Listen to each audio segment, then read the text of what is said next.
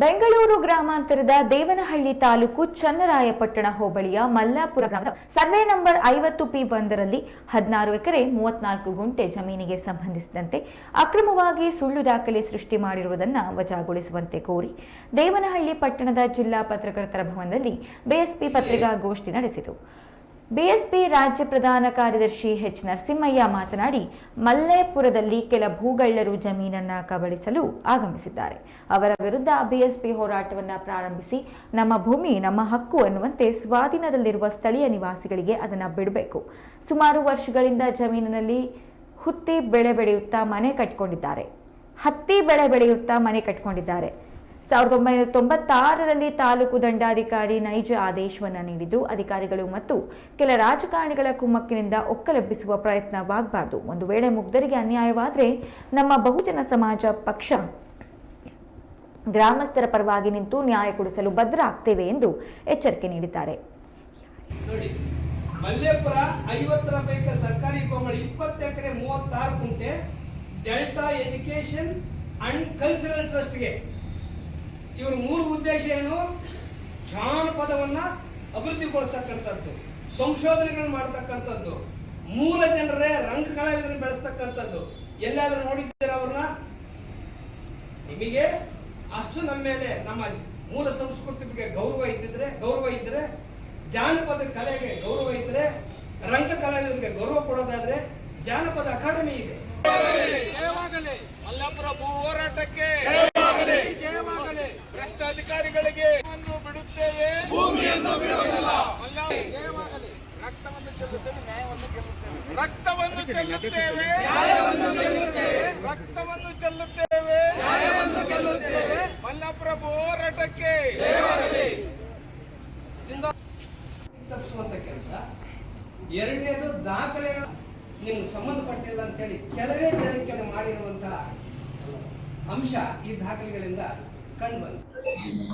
ಮಲ್ಲೇಪುರ ಗ್ರಾಮದ survey number 50/P1ರಲ್ಲಿ 56 ಎಕರೆ 21 ಗುಂಟೆ ಏನು ಹಾಲಿ ಗ್ರಾಮದಲ್ಲಿರ್ತಕ್ಕಂಥ 107 ಜನ ವಸತಿಹೀನರು, ಭೂಮಿಹೀನರು, ಇವರು ಅರ್ಜಿಗಳನ್ನು ಕೊಟ್ಟಂತ ಸಂದರ್ಭದಲ್ಲಿ ಮಾನ್ಯ ತಹಸೀಲ್ದಾರ್ 1996ರಲ್ಲಿ ಕೊಟ್ಟಂತ ಆದೇಶವನ್ನ ನೈಜ ಆದೇಶದಂತೆ ಅವರಿಗೆ ನ್ಯಾಯ ದೊರಕಿಸಿಕೊಡ್ಬೇಕು.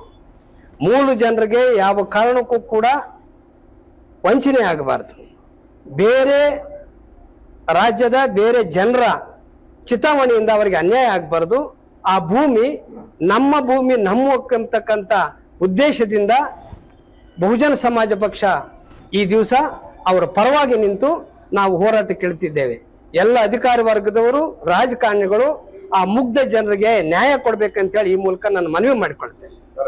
ಎಷ್ಟು ವರ್ಷಗಳಿಂದ ಆ ಜಮೀನಲ್ಲಿ ಸರಿ ಸುಮಾರು 1980ರಿಂದಲೂ ಅದಕ್ಕಿಂತಲೂ ಹಿಂದಲೂ ಕೂಡ ಆ ಪ್ರದೇಶ ಗಿಡ ಗಂಟೆಗಳಿದ್ದಂತ ಸಂದರ್ಭದಲ್ಲಿ ಅದನ್ನು ಅಗದು ಸಮ ಮಾಡಿ ಇವತ್ತೂ ಕೂಡ ಅವರು ಸ್ವಾಧೀನದಲ್ಲಿದ್ದಾರೆ. ಅಂತವರಿಗೆ ಅನ್ಯಾಯವಾಗಬಾರದು, ಅಂತವ್ರನ್ನ ಒಕ್ಕಲೆಬ್ಬಿಸಬಾರದು. ಅಂತ ಸಂದರ್ಭ ಬಂದಾಗ ಬಹುಜನ ಸಮಾಜ ಪಕ್ಷ ಶತಾಯಗತಾಯ ಆ ಭೂಮಿ ಅವರಿಗೆ ಕೊಡುವಂತ ದಿಕ್ಕಿನಲ್ಲಿ ನಾವು ಕಾರ್ಯಪ್ರವೃತ್ತರಾಗ್ತೇವೆ.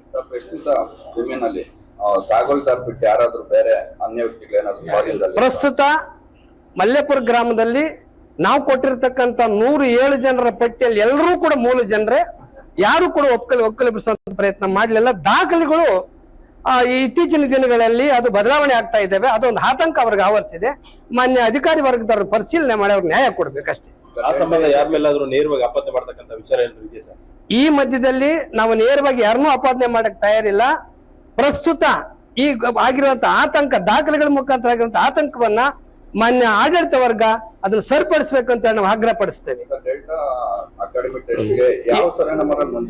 ಅದು 62 ಸರ್ವೆ ನಂಬರ್ ಅಲ್ಲಿ ಅದಕ್ಕೆ 20 ಎಕರೆ 36 ಗುಂಟೆ ಅಂತ ಹೇಳಿ ಜಾನಪದ ವೃದ್ಧಿಗೊಳಿಸುವಂಥದ್ದು, ಕೃಷಿ ಸಂಶೋಧನೆ ಮಾಡ್ತಕ್ಕಂಥದ್ದು, ರಂಗಭೂಮಿಯಲ್ಲಿ ಕಲಾವಿದರಿಗೆ ಅನುದಾನ ಕೊಡತಕ್ಕಂಥ ವ್ಯವಸ್ಥೆಯಲ್ಲಿ ಮಾಡಿದ್ದಾರೆ. ಅವರು ನೈಜವಾಗಿ ಈ ತಾಲೂಕಿನವರಲ್ಲ, ಆ ಗಂಧನೇ ಅವ್ರಿಗೆ ಗೊತ್ತಿಲ್ಲ. ಇದು ಉದ್ದೇಶಪೂರ್ವಕವಾಗಿ ಆ ಜನರನ್ನ ಒಕ್ಕಲೆಬ್ಬಿಸುವಂತ ಪ್ರಯತ್ನದ ದಿಕ್ಕು ಇದೆ ಅಂತ ನಮ್ಗೆ ಭಾವಿಸ್ತದೆ. ಹಂಗಾಗಿ ನಾವು ಅವಕಾಶ ಕೊಡೋದಿಲ್ಲ. ಎಚ್ ನರಸಿಂಹಯ್ಯ, ಬಹುಜನ ಸಮಾಜ ಪಕ್ಷದ ರಾಜ್ಯ ಪ್ರಧಾನ ಕಾರ್ಯದರ್ಶಿ. ನಮ್ದು ದೇವನಹಳ್ಳಿ ತಾಲೂಕು ಮಲ್ಲೇಪುರ ಗ್ರಾಮ, ಚಂದ್ರಾಪಟ್ಟಣ ಹೋಬಳಿ. ಸರ್ವೆ ನಂಬರ್ 50P1 ನಾವು ಸುಮಾರು 30-40 ವರ್ಷದಿಂದ ಊರಿನ ಗ್ರಾಮಸ್ಥರೇ ಅದರಲ್ಲಿ ಅನುಭವದಲ್ಲಿದ್ದೀವಿ. ಯಾರೋ ಒಬ್ಬ ಭೂಗಾಳರು ಅದ್ರಾಗ ನಮ್ದು ಅಂತ ಬಂದಾಗ ನಾವು ಅದನ್ನ ಗಿಡ ಮರ ಎಲ್ಲ ಒಡೆದು ಜಮೀನಲ್ಲಿ ಬೆಳೆ ಬೆಳ್ಕೊಂಡು ಈಗ ಆ ಜಮೀನಲ್ಲಿ ಮನೆಗಳು ಕಟ್ಕೊಂಡು ವಾಸ ಇದ್ದೀವಿ. 120 ಮನೆಗಳು ಕಟ್ಟಿದ್ದೀವಿ, ಅದರಲ್ಲಿ ನಾವು ವಾಸ ಇದ್ದೀವಿ. ಆದ್ರೆ ಇತ್ತೀಚೆಗೆ ದಿನಗಳಲ್ಲಿ ಭೂಗಾಳರು ಬಂದು ಯಾರು ಈ ಮನೆಯಲ್ಲಿ ಇರೋದು ಇದು ನಮ್ಗಾಗಿದೆ, ಮನೆಗಳು ಬಿಡಿಸ್ತೀವಿ ಅಂತ ಬಂದು ಬೆದರಿಕೆಯನ್ನು ಕೂಡ ಹಾಕಿದ್ದಾರೆ. ಅದಕ್ಕೆ ನಾವು ಎಲ್ಲ ಒಗ್ಗಟ್ಟಾಗಿ ನಾವು ಒಂದು ಕುಂಟೆ ಜಮೀನು ಕೂಡ ಬಿಡೋದಿಲ್ಲ, ನಮ್ಮದು ಇದು ಜಮೀನು, ನಾವಿದ್ದೀವಿ, ನಿಮ್ಗೆ ಯಾರು ಕೇಳಕ್ಕಂತ ನಾವೆಲ್ಲ ಬೆದರಿಸಿ ಅವ್ರನ್ನೆಲ್ಲ ದೂರ ಹಾಕಿದ್ದೀವಿ. ಅದರಿಂದ ನಾವು ತಕ್ಷಣ ಇದು ಸಂಬಂಧಪಟ್ಟ ಅಧಿಕಾರಿಗಳು, ಜಿಲ್ಲಾಧಿಕಾರಿಗಳಿಗೂ ಸರ್ಕಾರ ಆದೇಶನೂ ಕೊಟ್ಟಿದೆ, ಜಿಲ್ಲಾಧಿಕಾರಿಗಳಿಗೆ ಕೋರ್ಟ್ನಿಂದ ಎಲ್ಲ ಆದೇಶನೂ ಕೊಟ್ಟಿದ್ರು ಅವರು ಇದುವರೆಗೂ ನಮ್ಗ ಮೇಲೆ ಯಾವುದೋ ಒಂದು ಕ್ರಮನೂ ತಕೊಂಡಿಲ್ಲ. ಇವತ್ತು ಒಂದು ಕೇಸ್ ಕೂಡ ಮಾಡಿರಲ್ಲ. ರಾಜಕೀಯ ಕುತಂತ್ರದಿಂದ ಅವರು ಯಾವುದೇ ಮಾಹಿತಿ ಒಂದು ಕೇಸನ್ನು ಹಾಕಿರಲ್ಲ. ಅದರಿಂದ ನಮ್ಗೆ ನ್ಯಾಯ ಕೊಡ್ಬೇಕಂತ ಜಿಲ್ಲಾಧಿಕಾರಿಗಳಿಗೆ ಮನವಿ ಮಾಡಿದ್ದೀವಿ. ಅವರು ಇದುವರೆಗೂ ಸುಮಾರು ವರ್ಷಗಳಿಂದ 10 ವರ್ಷದಿಂದ ನಾವು ಅವ್ರನ್ನೇ ಬೇಡಿಕೆ ಮಾಡ್ತಾ ಇದ್ವಿ. ಇದುವರೆಗೂ ಯಾವುದೋ ಒಂದು ಕಿಂಚಿತ್ತಾದ್ರೂ ನಮ್ಗೆ ಪ್ರಯೋಜನ